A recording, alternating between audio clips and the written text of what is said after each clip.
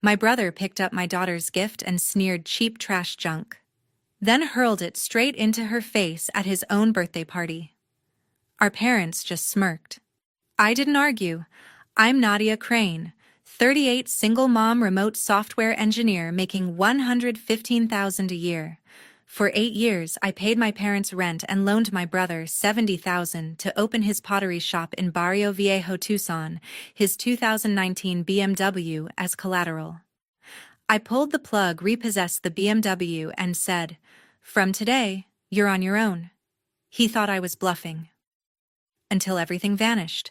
Grab your popcorn and smash subscribe if your family ever used you as their personal ATM, because the fallout was a total disaster. 6 years ago, Gage walked into my house with a glossy color plan. He was 27, fresh off another dead-end job, and his eyes lit up like he'd discovered gold. The pages showed hand-thrown mugs, custom planters, and a storefront in Barrio Viejo, prime tourist spot in Tucson. He talked numbers, startup costs, $70,000 break-even in 18 months, profit margin 30%. I sat at the kitchen table while Kendall colored in the living room, and he slid the folder across like it was a winning lottery ticket. He'd been couch surfing for months after the last gig at a warehouse fell through.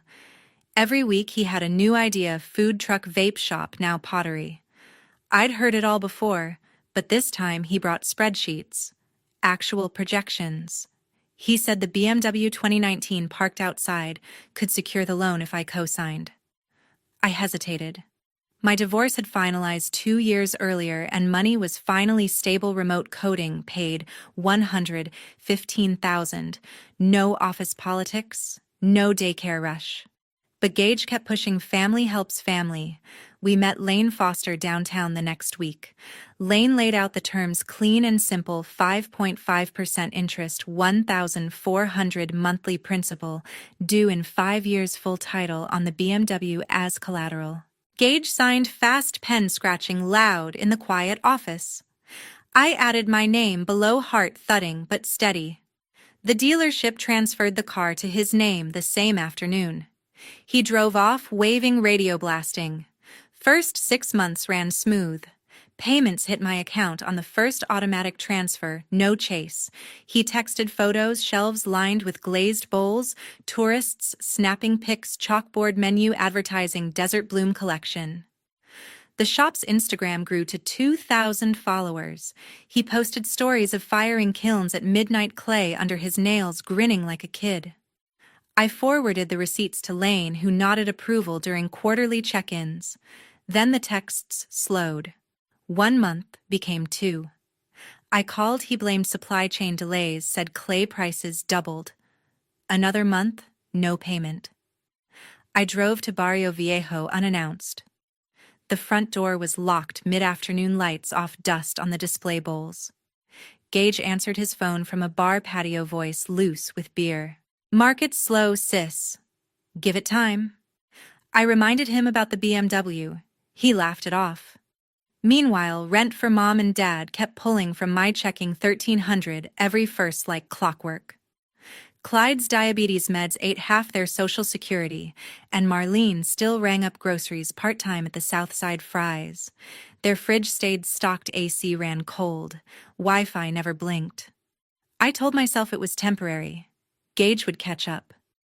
Casey caught me at the virtual water cooler one Thursday. We'd been pair programming since the pandemic, 2 single moms trading memes between sprints. She saw the transfer alerts on my shared screen. "You're bankrolling the whole crew," she said, no sugar. "That pottery dream. It's a money pit." I brushed her off. Gage was family, blood doesn't default. She just raised an eyebrow and muted her mic. I kept the autopays running. Kendall asked why Uncle Gage never visited anymore. I said he was busy building something big. She nodded, went back to sketching desert flowers on scrap wood. The kiln in Barrio Viejo stayed cold. I reserved a table at El Charro, but Gage said he was busy. That afternoon, I spotted his private party pics on Facebook at Mom and Dad's. Kendall saw the same post and wouldn't let it go. She clutched the wooden box she'd been carving after school for 4 solid months. Gage's name in bold letters, desert cacti etched along the edges, lid, hinged with tiny brass screws she saved allowance to buy. Uncle Gage has to see it in person, she insisted, eyes wide. I sighed, grabbed the keys, and we drove the 20 minutes to South Tucson. Their street looked the same, cracked sidewalks, chain-link fences, Mom's plastic flamingos faded pink. Cars crammed the driveway, cousins I hadn't seen in years, neighbors from the old block.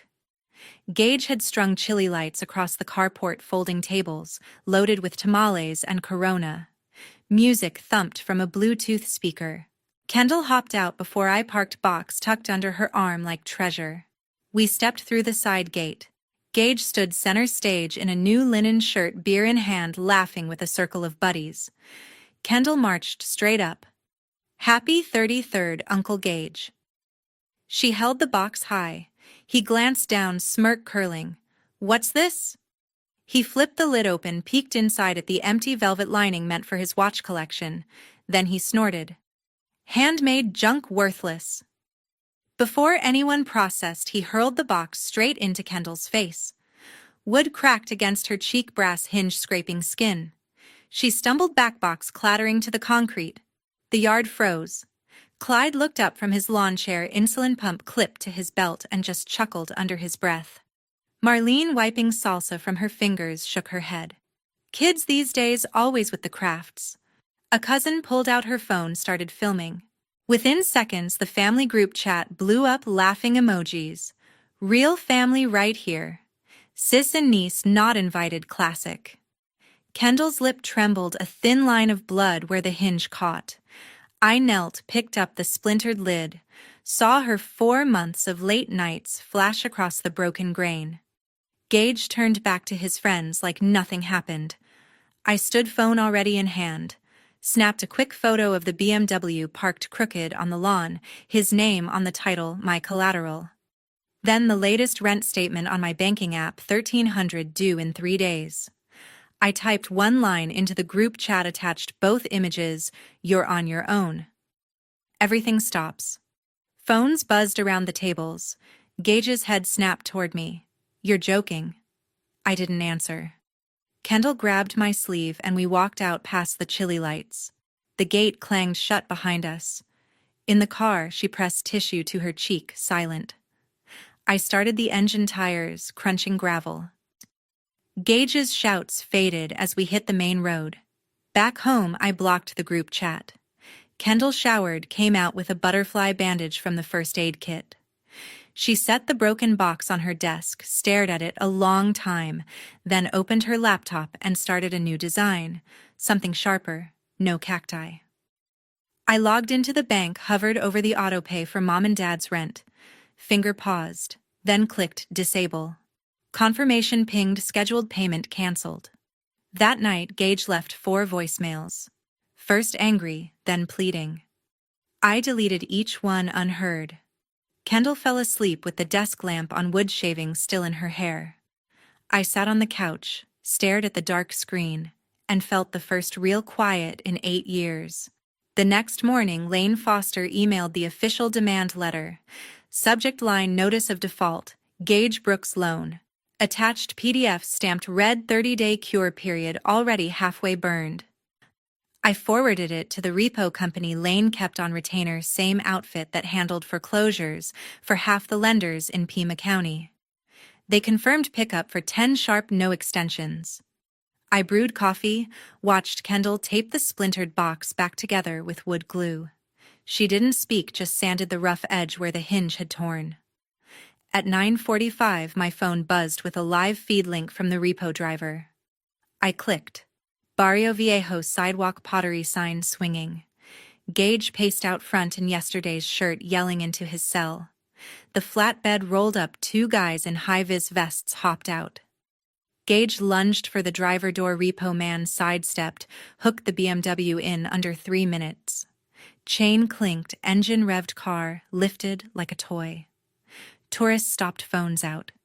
Gage chased the truck halfway down the block before it turned the corner. Auction posted online that afternoon. Starting bid $25,000, reserve none. Bids trickled in from Phoenix dealers, a collector in Sedona. Final hammer at $35,000 wired to Lane's trust account by close of business. Deficiency balance $45,000 now unsecured. Lane filed the judgment lien against Gage's future wages standard procedure. I opened the banking app, scrolled to recurring transfers. Mom and Dad's rent $1,300 due in 48 hours. Electric, water, internet another $400 combined. I hovered over each thumb steady, then toggled off. Confirmation banners flashed green, canceled. First time in 8 years the chain broke. Gage started calling at noon. First ring went to voicemail. His voice cracked background noise of the empty shop. Sis, we can talk this out. Deleted. Second call, angrier. You're tanking everything I built. Deleted. By evening, 7 more pleading, bargaining threats about telling Kendall I was heartless. I let the inbox fill, battery died overnight. 2 days later, the landlord posted a 3-day pay or quit on the pottery door. Gage scraped together partial rent from credit cards bought a week. Customers dwindled, word spread on Yelp about the drama repo. Shelves sat half-empty, kiln cold since the power got cut for non-payment. Gage tried pop-up sales at the weekend market, wheels of clay cracking in the sun. Landlord changed the locks exactly 14 days after the notice. Gage showed up with a duffel, found the chain, kicked the door once, then walked away. I printed the auction receipt, slipped it into an envelope with the deficiency notice. Mailed it, certified to Mom and Dad's address, no note, just facts. Kendall asked if Grandma and Grandpa would be okay. I said they had options. She nodded, went back to carving a new piece. Harder lines this time. Lane called end of week. Judgment recorded. Garnish ready when he earns again. I thanked him, hung up. Gage's last voicemail, time-stamped 2 a.m. Sobbing, promising to pay double if I restarted the rent. I cleared the queue, blocked the number. The house stayed quiet, no more auto drafts pulling at dawn. 3 weeks later, pounding hit the door at 1 a.m. Kendall bolted upright in bed, eyes wide, then scrambled into her closet, knees to chest among hanging clothes. I slipped out of my room, pressed against the hallway wall, heart slamming as each knock landed like a hammer on wood. The Ring app glowed on my phone, front porch feed live. Gage swayed under the light shirt, untucked bottle dangling from one hand. He slammed the door again. You ruined my life. His voice slurred through the panel, echoing down the quiet street. Kendall whimpered from the closet. I whispered through the crack. Stay put, lock the bedroom. She nodded, face pale in the dark. Another bang, fist this time, rattling the frame. Gage kicked the baseboard. Open up, we're blood. The camera captured every stagger, every curse, timestamp rolling. I dialed 911, voice low. Intruder at my address, pounding door, intoxicated. Operator asked if we were safe inside. Yes. Locked camera recording. She dispatched units, ETA 4 minutes. Sirens approached fast. Gage heard, turned, tried the knob one last time. 2 patrol cars pulled up, lights flashing red-blue across the lawn. Officers ordered him back, hands visible. He resisted, arms flailing until cuffs clicked. They loaded him into the back seat, bottle confiscated. One cop knocked gently. Ma'am, you okay? I opened a crack, showed ID. He reviewed the Ring footage on his tablet, nodded. We'll book him for disorderly. File the order tomorrow. Court clerk processed the restraining order by noon. 200 yards, no contact, effective immediately. Gage signed under duress at the station, eyes bloodshot. First violation came 2 nights later. Unknown number voicemail. Breathing heavy, then hang up. Traced to a burner at a gas station. Police issued citation, $500 fine, 90 days suspended if no repeat. I ordered smart locks online. August brand app controlled, arrived next day. Installed myself, drilled into the frame while Kendall held the level. Deadbolt words, smooth chime confirming. She tested the code 3 times, fingers steady now. That night she left her desk lamp on, bulb casting soft glow under the door. Pattern held a full month, light on until dawn, closet door cracked open just in case. Gage's mugshot circulated, neighborhood watch app. Delivery drivers recognized him, refused packages to mom and dad's old address. Kendall started therapy sessions through school counselor, noted anxiety spikes around loud knocks. I attended parent night, learned breathing techniques to teach her. Ring alerts stayed armed, motion zones tight on the porch. One evening, unknown car idled across the street. Engine off, driver silhouette. I snapped photo, sent to police, non-emergency. Turned out Gage borrowing a friend's ride violation flagged another fine. Judge warned next breach means jail. He stopped showing up after that. Kendall's lamp finally clicked off on day 31. She emerged for breakfast, hair tousled, smiled small. I think we're good. I poured cereal, nodded. The house settled into new rhythm. No midnight pounds, no unknown calls. Smart lock beeped friendly each entry. Mom and Dad started showing up at the company gate during rush hour. Clyde balanced on his cane, rubber tip squeaking on sun-baked pavement. Marlene clutched a flattened cardboard sign inked in bold marker, "Ungrateful Daughter." 4:45 p.m. engineers in hoodies and Nikes poured out, some pausing to read, others lifting phones. A white Tesla slowed at the curb, driver gawking. Security booth radio crackled. I watched the lobby monitor from the third floor, open office, HR already on Slack, gate incident. Escort I sent the external camera feed. 2 guards in navy polos stepped out, earpieces in badges flashing. "Sir, ma'am, private property. Move to the public sidewalk." Clyde's straightened voice rough from decades of unfiltered cigarettes. "She's my kid. Family matter."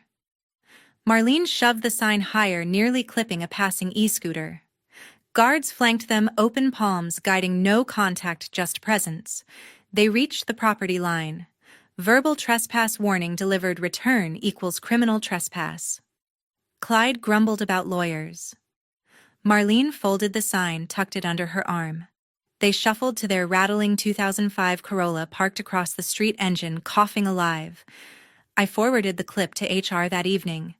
Legal counsel drafted a cease and desist on company letterhead, emailed certified to the South Tucson address, rent still current then. Tracking confirmed. Marlene signed 2 days later. Subject: cease all workplace contact immediately. HR filed copy, in my record flagged for escalation. 1 month later, the landlord taped the 3-day pay or quit notice in red on the front door.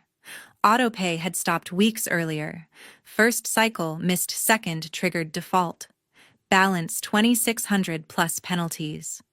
Clyde left voicemail at reception. Tell Nadia her father's insulin costs money. Forwarded to HR, added to file. I stayed silent. 30-day eviction clock began with court filing.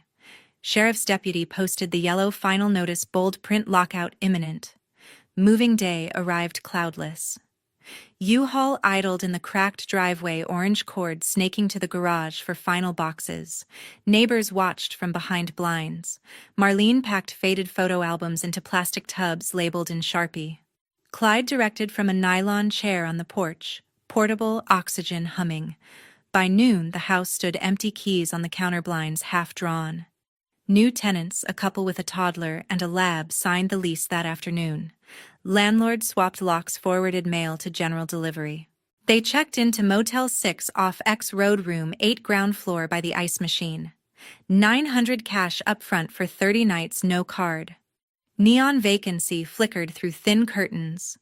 Marlene posted public on Facebook, daughter evicted her parents. Pray. Tagged my work profile. I screenshot, archived in HR. Clyde's glucose spiked on vending machine pastries. Urgent care bill hit $1,200, mailed collect to the motel. Gage activated Uber Eats on a cracked iPhone 8. Borrowed a dented 2008 Civic from a casino night buddy. Suction phone mount on dash, red delivery bag in back. Orders sparse, downtown salads, late night tacos. Tips averaged $3. Gas 40, daily. Net break even. He reclined the seat in Walmart Lots dollar store, blanket alarm for 4 a.m. runs. LA fitness trial lapsed when card declined. Security logged a second gate visit 3 weeks after the first. Marlene solo smaller sign on printer paper, help your parents. Arrived 4:30 p.m. Just inside the line. Guards intercepted before exit rush. HR issued final trespass order copied to Tucson PD. Campus ban effective photo circulated to posts. Clyde tried my work email from library bounced. Subject logged. You'll regret. Motel manager knocked day 24 extension due noon. Funds short after ER copay. They loaded tubs into the Corolla trunk roped shut. Joined Gage at Walmart overnight. 3 and 2 cars windows cracked fog by dawn. Gage ran breakfast burritos returned with hash browns and senior coffee. Marlene scanned Indeed on cracked Android no cashier callbacks. I blocked all forwarding addresses to a P.O. box. Kendall asked once about grandparents over cereal. I said actions have outcomes. She nodded, sanded a new puzzle box, sliding panels, no nails.